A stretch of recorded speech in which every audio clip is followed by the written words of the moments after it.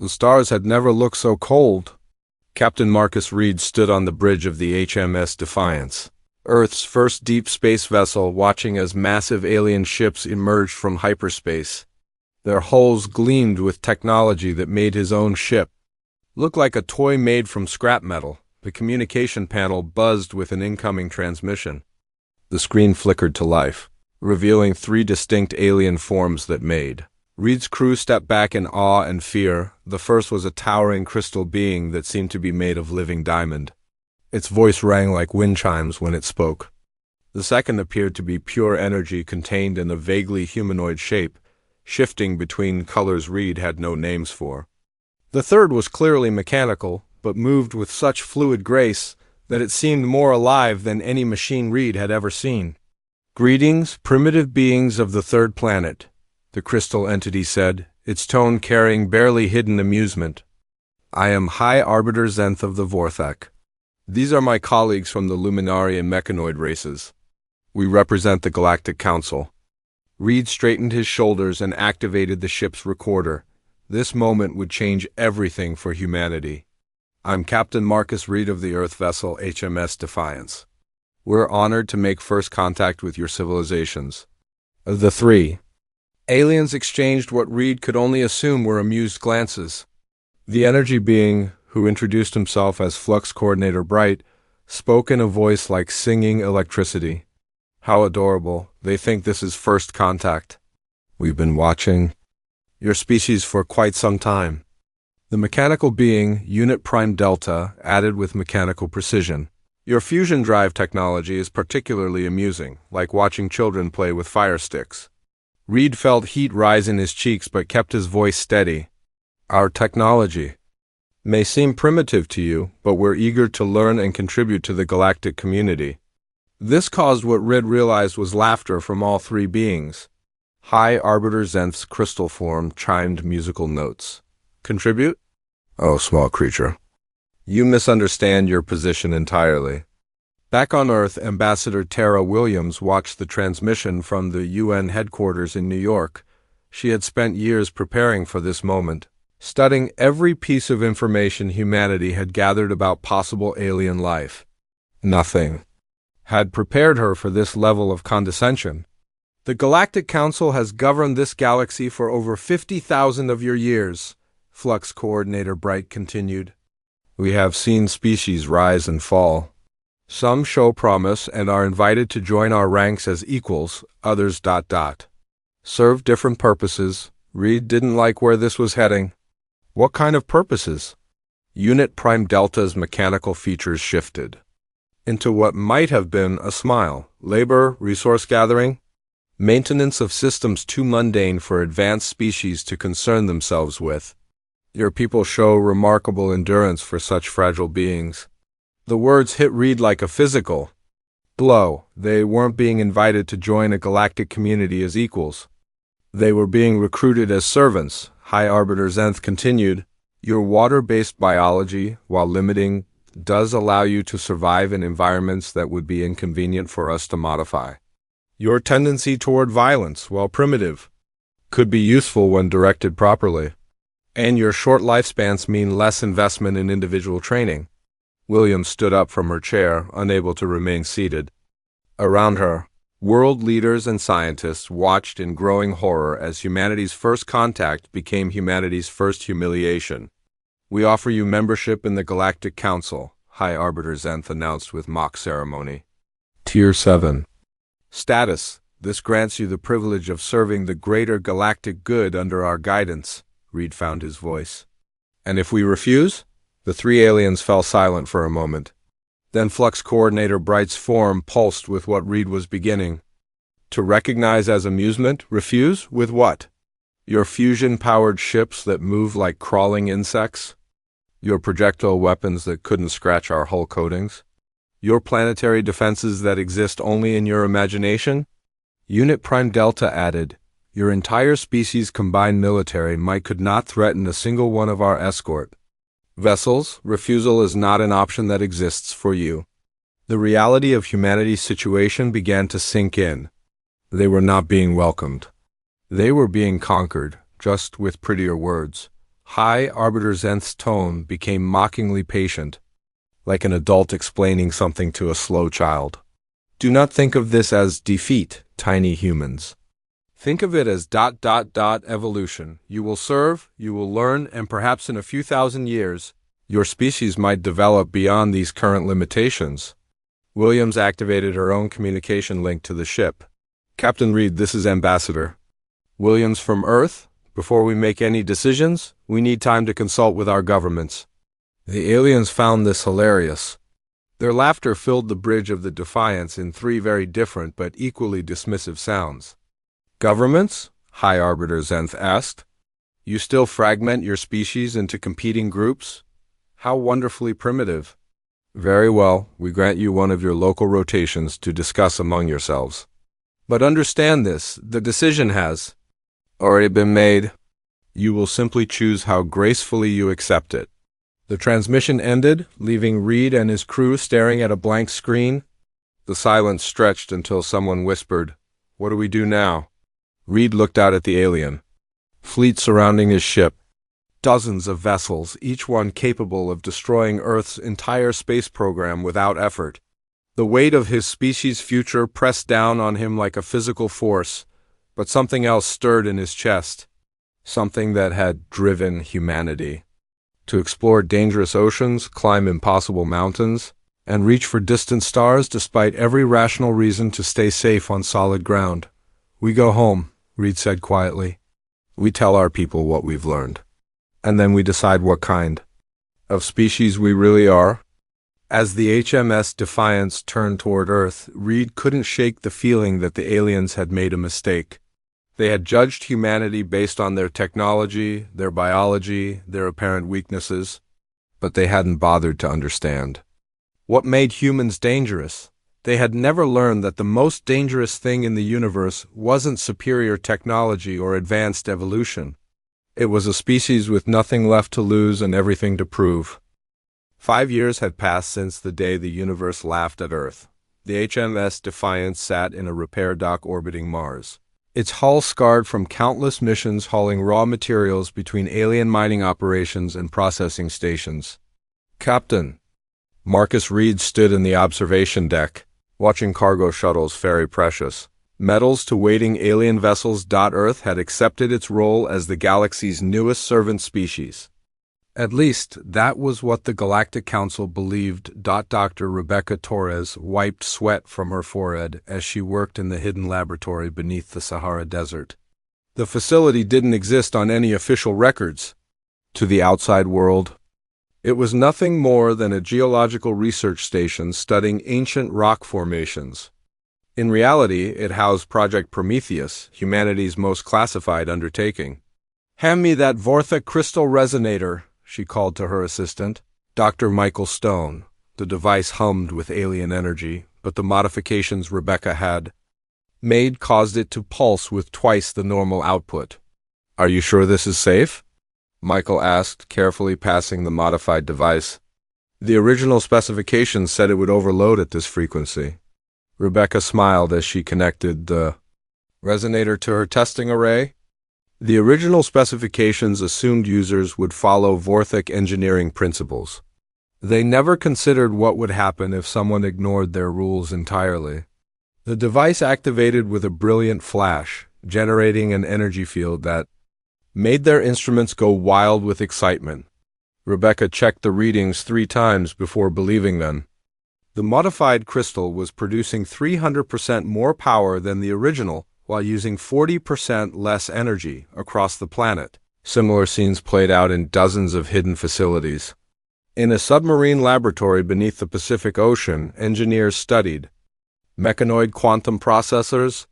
The aliens' computers were incredibly advanced, but they followed rigid programming patterns. Human creativity found ways to make them process information in chaotic loops that somehow increased efficiency. In the mountains of Tibet, physicists worked with luminary energy weapons.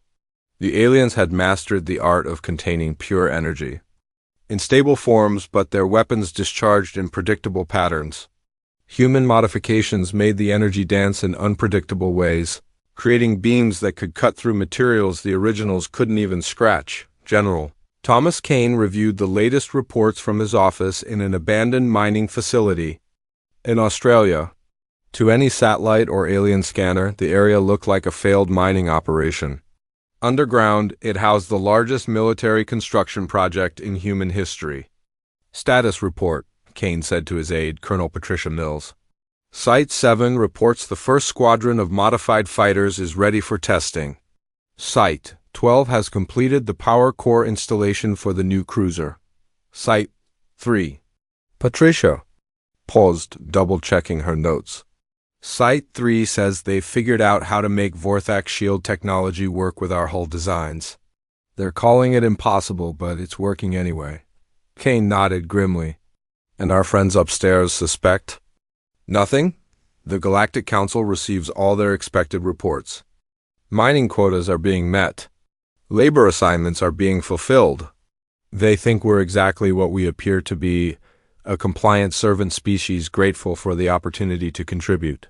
What the Council didn't know was that humanity had learned to play a game they didn't even realize existed.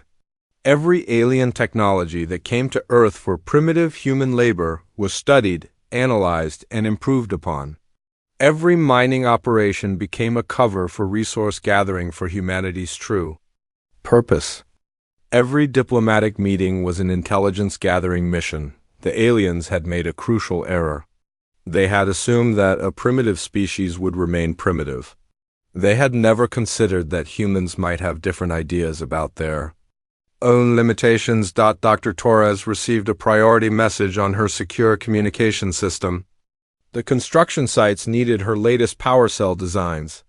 The new human fleet required energy sources that could support their modified alien technologies. She packaged her data and sent it through the hidden network that connected every secret facility on Earth. The network itself was a masterpiece of human engineering, using modified mechanoid communication technology to create undetectable quantum encrypted channels. In space, Captain Reed continued his assigned duties, hauling cargo and following alien orders. But his cargo holds contained more than raw materials. They carried components for the hidden facilities, messages between research teams, and supplies for the massive construction project taking place in the asteroid belt. The aliens had given humanity access to their technology, thinking it would make them better servants. Instead, it had made them something else entirely. Captain, his communications officer, Lieutenant Sarah Davis, called from her station. We're receiving a priority transmission from Earth. It's coming through the Prometheus channel. Reed moved to the secure communication terminal. The message was brief but significant. Phase 2 of the project was complete. The hidden fleet was ready for its first real test. Reed allowed himself a small smile. The aliens thought they knew humanity. They saw a species obsessed with violence and competition, driven by primitive emotions and limited by biological weaknesses. They had never bothered to understand what made humans truly dangerous. It wasn't their capacity for violence. It was their capacity for growth. Every species the Galactic Council had encountered had accepted their limitations. When told they were inferior, they believed it. When given roles as servants, they fulfilled them. When shown superior technology, they worshipped it. Humans did something different. When told they were limited, they found ways around those limits. When given roles as servants, they used those roles to gather intelligence. When shown superior technology, they figured out how to make it better. The aliens had spent 5 years congratulating themselves on humanity's compliance. They sent regular reports to the Council about Earth's acceptable performance and adequate resource production. They never noticed that human efficiency kept improving, that human workers asked increasingly sophisticated questions, that human engineers seemed to understand alien technology better than they should. Dr. Torres received another message, this one from the construction sites in the asteroid belt. The first battle group was complete. 50 ships that combined the best of 3 different alien technologies with human innovation and human tactics. Ships that could do things the aliens had never imagined possible. The message ended with a simple question, when? Torres looked at her latest creation, a weapon that used luminary energy principles but fired in patterns that would confuse anyone expecting traditional alien tactics. She thought about the modified shields that were stronger than anything the Council had ever seen. She considered the quantum drives that could move ships in ways that broke every rule of alien physics. She typed a simple response. Soon, the universe had mocked Earth, dismissing humanity as primitive servants barely worthy of notice. They had given humans access to their technology, their knowledge, and their secrets, never imagining that a primitive species might use these gifts to become something unprecedented. The aliens were about to learn that their greatest mistake wasn't underestimating humanity's current capabilities. It was underestimating humanity's potential to become something entirely new. The emergency broadcast reached every corner of the galaxy at the same time. High Arbiter Zenth's crystalline form appeared on communication screens across 1,000,000 worlds, but there was no mockery in his voice now. Only fear, citizens of the Galactic Council, he began, his usual musical tones harsh with panic. The Devourers have returned? On Earth, Dr. Rebecca Torres paused in her work as the message played through the laboratory's speakers. Around her, scientists and engineers stopped what they were doing to listen to words that changed everything. Long-range sensors detected the first wave 18 hours ago at the Galactic Rim. Initial contact was made by the 4th Fleet near the Centauri Junction. We have lost all communication with that sector. The transmission switched to tactical displays showing the edge of the galaxy. Where star systems had existed for billions of years, there was now only empty space. Entire solar systems had been consumed, their matter converted into more of the mechanical nightmares that had terrorized the galaxy eons ago. General Thomas Kane watched the broadcast from his hidden command center, his expression grim. The Devourers were the galaxy's oldest nightmare, an ancient machine race that had vanished into dark space 50,000 years ago. The stories said they consumed everything they encountered, turning planets into raw materials for building more of their kind. All member species are hereby commanded to provide military assets for the defense of the galaxy, High Arbiter Zenth continued. This is not a request. This is a mandatory conscription. Every ship, every weapon, every able pilot must report to the designated rally points immediately. The transmission ended with coordinates for assembly points throughout the galaxy. Earth was assigned to Rally Point 7, near the outer edges of Council space. The message was clear. They expected humanity to provide cannon fodder for the coming battle. Captain Marcus Reed received the orders aboard the HMS Defiance while hauling cargo between mining stations. His instructions were simple: gather every available Earth vessel and report for military service. The Council expected perhaps 30 or 40 ships, the entirety of humanity's primitive space fleet. Reed activated his secure communication system and sent a single, coded message to Earth. It's time. The response came back immediately. Confirmed. Prometheus is active. What happened next would have been impossible to hide if the aliens had been paying attention. Across the solar system, asteroid mining facilities that had operated for years suddenly shut down. Construction platforms that supposedly built cargo haulers and mining equipment went dark. Research stations studying primitive human science stopped transmitting their regular reports. Deep in space, far from any shipping lanes or monitoring stations, something extraordinary emerged from the shadows. The first ship was sleek and deadly, its hull incorporating design elements from 3 different alien races but combined in ways that no alien engineer had ever imagined. It was followed by another, then another, until space filled with vessels that redefined what was possible. Dr. Torres stood in the command center of humanity's primary battle station, watching as the hidden fleet assembled. 5 years of secret construction had produced not dozens of ships, but hundreds. Each one was a masterpiece of hybrid technology, combining alien knowledge with human innovation in ways that created something entirely new. Final count? She asked her aide. 512 combat vessels, ranging from fighters to battleships.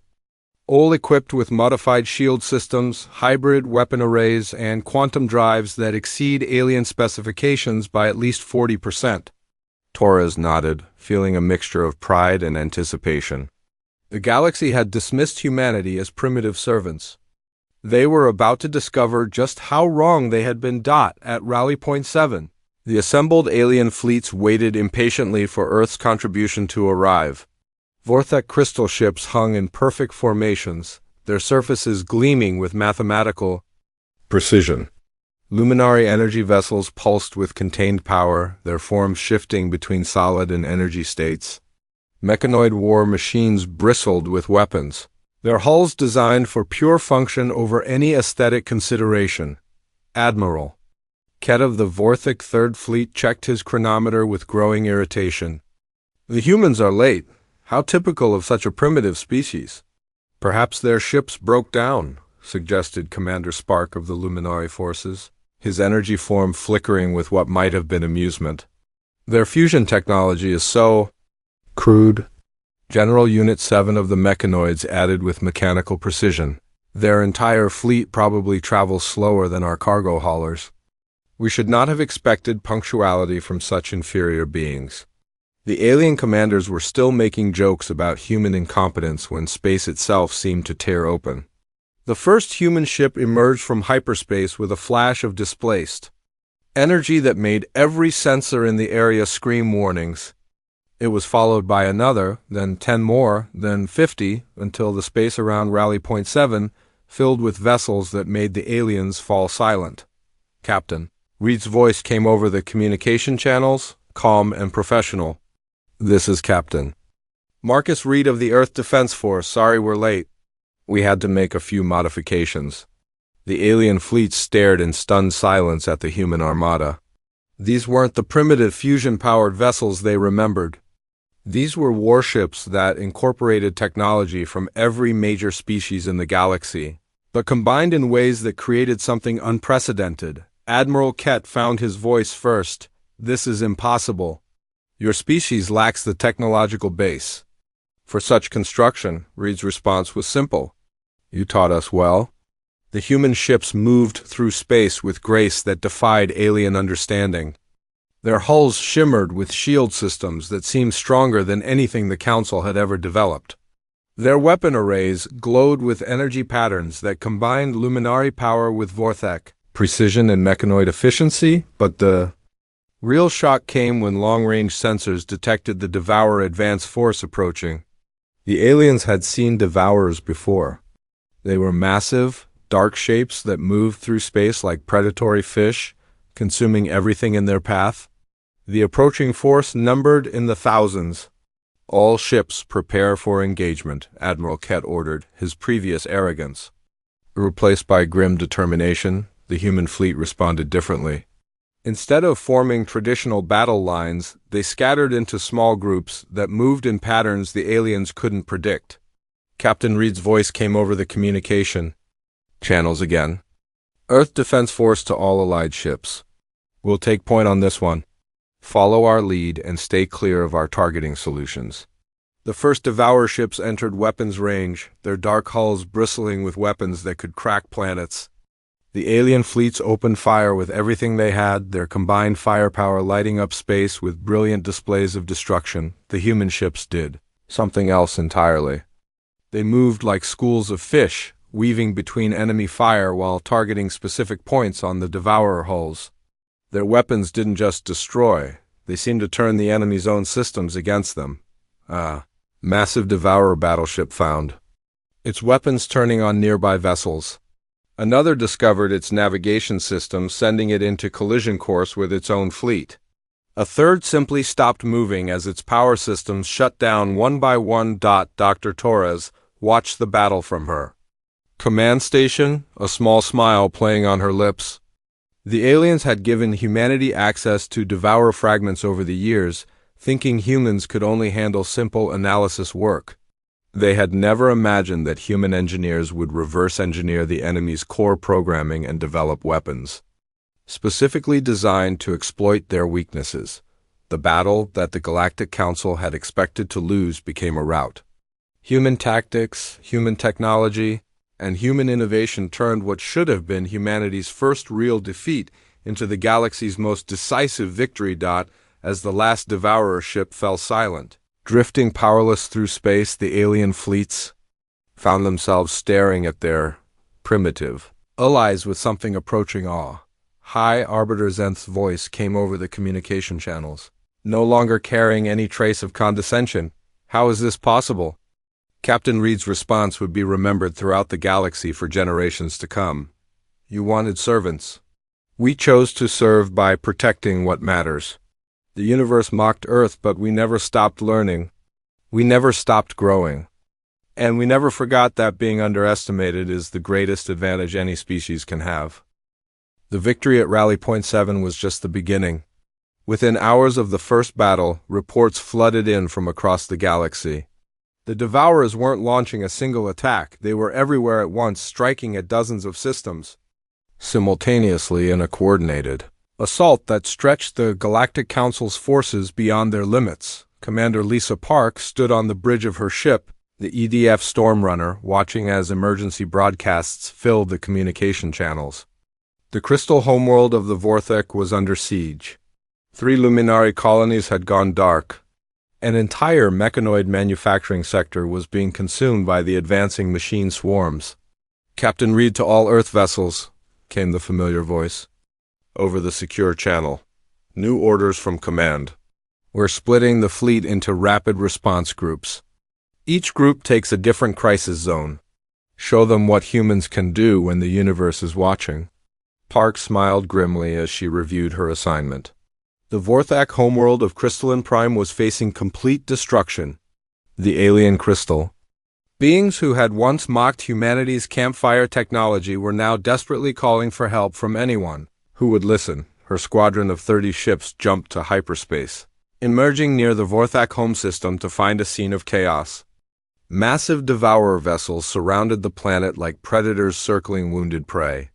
The famous crystal cities that had stood for millions of years were already beginning to dim as the planet's energy was slowly drained away. The Vorthek defense fleet was trapped in orbit, their perfect formations shattered by the relentless assault. Park watched as another crystal ship exploded in a shower of rainbow fragments, its crew's harmonic death songs echoing across the communication channels. This is Commander Park of the Earth Defense Force, she announced on all frequencies. Vorthek. Vessels, break off your current attack patterns and follow our lead. The response came from Admiral Kett, the same Vorthak officer who had mocked humanity's tardiness just days before. Human Commander, our tactical algorithms indicate that your force is insufficient for this engagement. You should retreat while escape remains possible. Park's response was to order her ships into attack formation. But instead of the traditional battle lines that alien species favored, the human vessels scattered into small groups that moved like hunting wolves. They darted between the massive Devourer ships, striking at critical systems with surgical precision. The humans had learned something about the Devourers that the rest of the galaxy had missed. The ancient machines weren't just mindless consumers, they were a network. Each ship was connected to the others through quantum communication links that allowed them to coordinate their attacks perfectly. Dr. Rebecca Torres had discovered this connection during her analysis of captured Devourer fragments. More importantly, she had figured out how to disrupt it. Park's ships deployed a new weapon that combined mechanoid computing power with luminary energy manipulation and Vorthak crystal resonance. The result was a virus that spread through the Devourer network like wildfire, causing their ships to lose coordination and turn on each other within minutes. The perfect Devourer assault formation dissolved into chaos. Ships that had been working together suddenly found themselves firing on their own allies. Navigation systems sent vessels crashing into each other.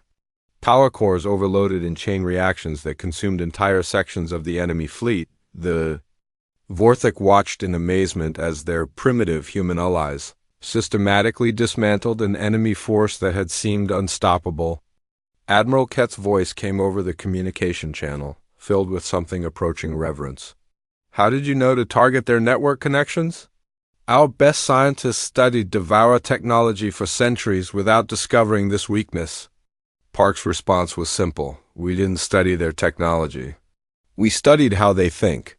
Humans have experience dealing with hive minds. We know how to break them. Similar scenes played out across the galaxy. Lieutenant David Chun led a squadron to defend the Luminari colonies, using modified stealth technology to infiltrate Devourer formations and plant explosive charges in their power cores. Colonel Maria Santos coordinated the defense of the mechanoid manufacturing worlds, demonstrating human resilience by continuing to fight, even after her flagship lost half its systems to enemy fire. But the most impressive display came from Captain Reed himself. He had taken the largest human battle group to face the main Devourer fleet, a massive armada of thousands of ships that was heading directly toward the galactic core, intent on consuming the Council's capital worlds. The aliens had tried to stop this force with their combined fleets and failed catastrophically. Traditional tactics were useless against an enemy that could adapt and coordinate faster than any organic mind could process. Reed's solution was typically human. Instead of fighting the Devourer's strengths, he turned them into weaknesses. His fleet deployed a massive array of quantum transmitters that bombarded the enemy network with chaotic information. The Devourers, designed to process and analyze everything they encountered, suddenly found themselves drowning in meaningless data. As the machine fleet struggled to cope with the information overload, human ships moved in for the kill.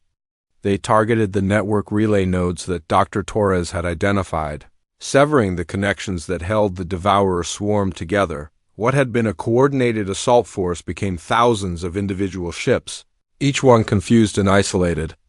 The human fleet picked them off one by one, using tactics that shifted and adapted faster than the machines could compensate for. The battle lasted 18 hours. When it was over, the largest Devourer fleet in recorded history had been completely destroyed. The debris field stretched across 3 star systems, testament to the scale of humanity's victory. As news of the human triumph spread across the galaxy, something unprecedented happened.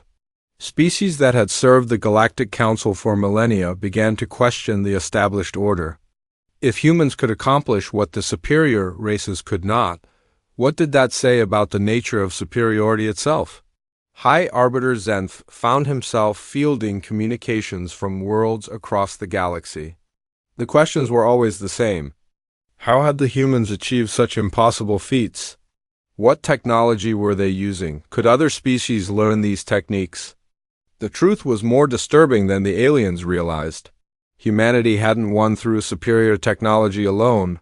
They had won by thinking differently, by refusing to accept the limitations that other species took for granted, by turning their supposed weaknesses into unexpected strengths. Dr. Torres received a priority message from the Galactic Council's Science Division.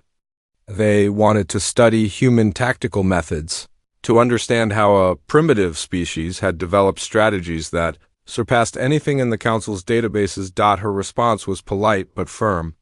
Humanity would share its knowledge, but only as equals, not as subjects to be studied by their betters.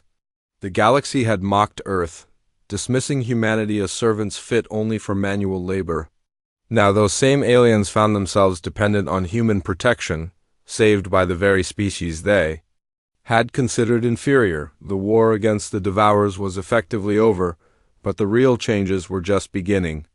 The old order that had governed the galaxy for 50,000 years was cracking, and through those cracks a new understanding was emerging. Strength didn't come from advanced technology or superior evolution. It came from the courage to think differently, to refuse limitations, and to protect others even when they didn't deserve it. These were lessons that the universe was only beginning to learn. The Galactic Council chamber had never hosted a meeting like this one. For 50,000 years, the Great Hall had echoed with the voices of the galaxy's most advanced species, making decisions that affected trillions of lives across countless worlds. Today, those same voices were subdued, uncertain, and for the first time in recorded history, genuinely humble. High Arbiter Zenth stood at the center of the crystalline amphitheater. his diamond-like form no longer radiating the confident authority that had defined his position for centuries. Around him, representatives from every major species in the galaxy waited in uncomfortable silence.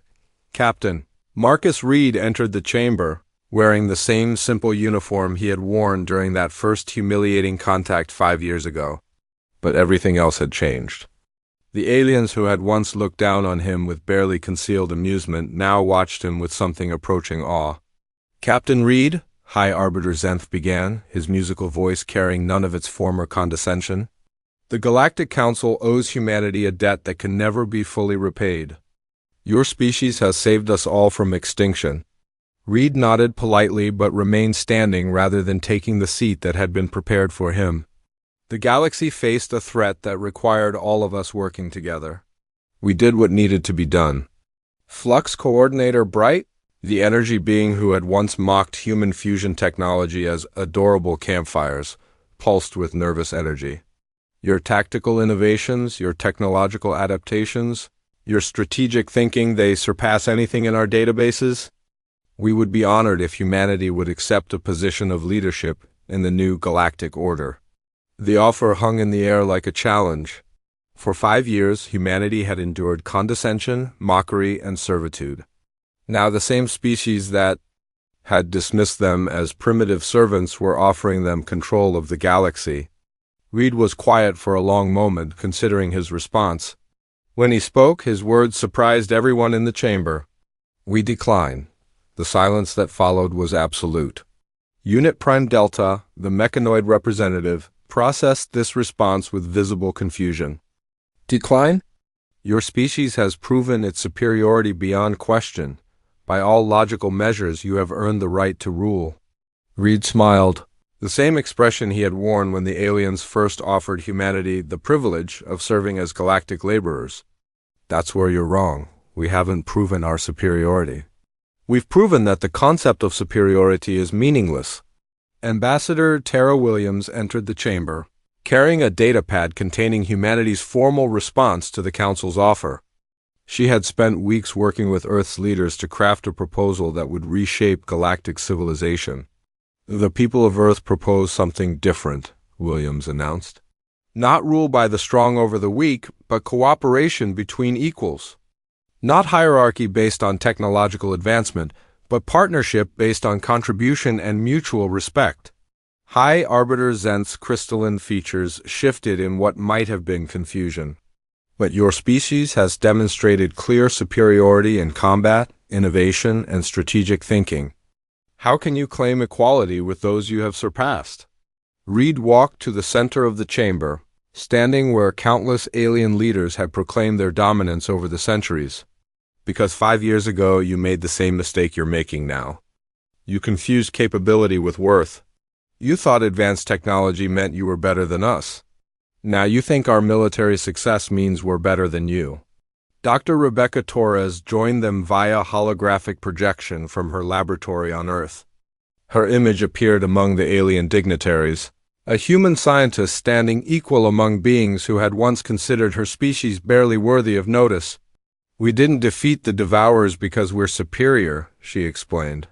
"We defeated them because we approached the problem differently. We combined Vorthic precision with luminary innovation and mechanoid efficiency. Our strength came from synthesis, not dominance." The chamber erupted in discussion as representatives from dozens of species debated this unprecedented proposal. Never in galactic history had a victorious species refused to claim dominance over those they had defeated. General Thomas Kane's voice joined the conversation through the communication system. "Every species in this galaxy has unique strengths. The Vorthak understand mathematics and precision in ways we never could. The Luminari manipulate energy with an elegance that amazes our scientists. The mechanoids process information with a speed and accuracy that we can barely comprehend." Williams continued the thought. "Humanity's contribution isn't superior intelligence or advanced technology.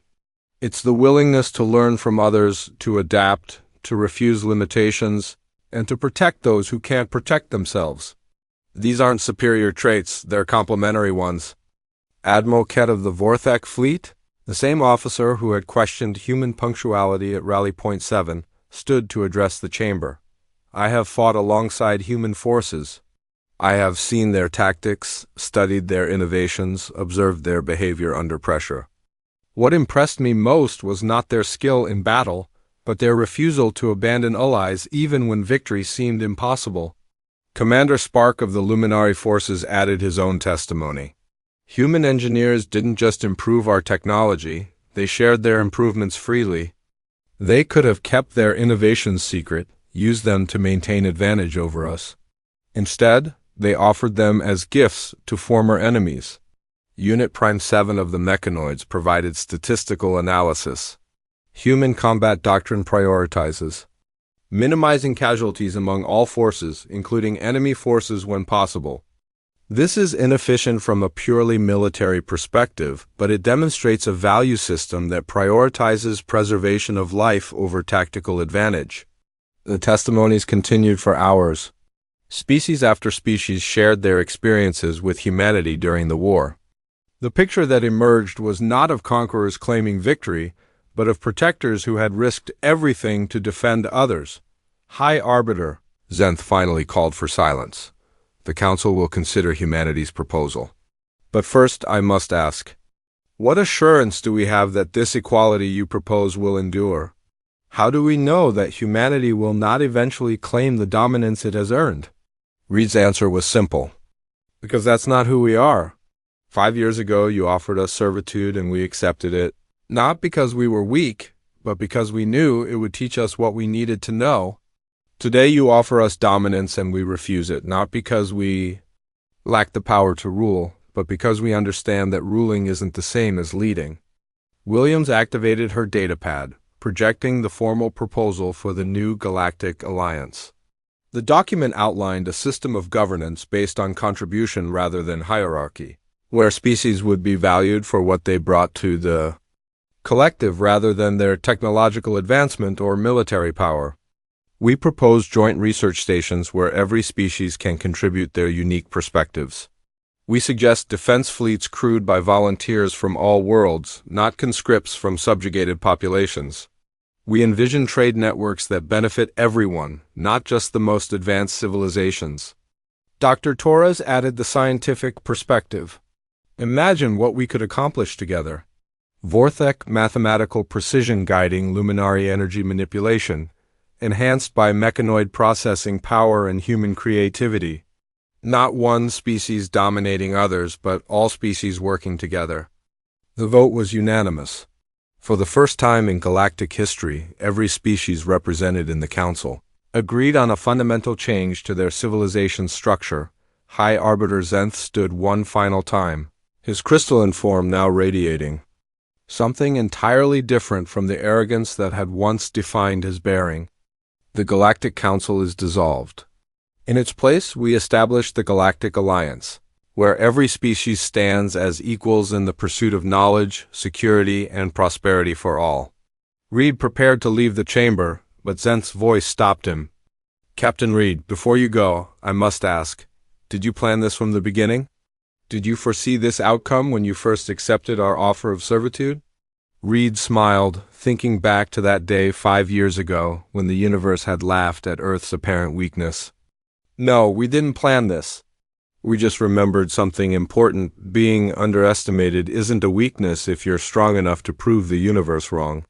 As the ceremony concluded and species began planning their new future together, one truth echoed through the minds of every being present. The universe had mocked Earth, dismissing humanity as primitive servants unworthy of respect. In response, humanity had chosen not to prove their superiority, but to demonstrate their compassion. They had saved their former tormentors, elevated their supposed inferiors, and transformed a galaxy built on hierarchy into a community founded on cooperation. The universe had mocked Earth, but Earth had answered with wisdom that surpassed any technology and strength that protected rather than conquered. Now, as beings who had once stood apart began to work together, the galaxy discovered that humanity's greatest gift wasn't their ability to fight or innovate or adapt. It was their absolute refusal to become the very thing they had once been forced to serve.